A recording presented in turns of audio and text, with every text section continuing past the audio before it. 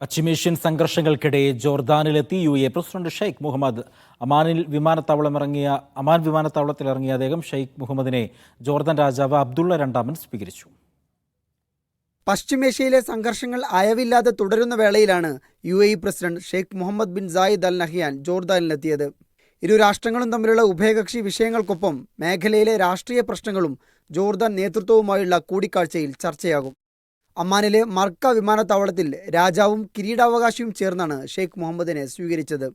Abu Dhabi ഉപഭരണാധികാരി Sheikh Hazza bin Zayed Al Nahyan, presidential court deputy chairman Sheikh Hamdan bin Mohammed bin Zayed Al Nahyan, presidential court ഉപദേശകൻ Sheikh Mohammed bin Hamad, national security supreme council secretary general Ali bin Ahmed Al Shamsi തുടങ്ങി ഉന്നതതല സംഘവും പ്രസിഡന്റിനെ അനുഗമിക്കുന്നുണ്ട്.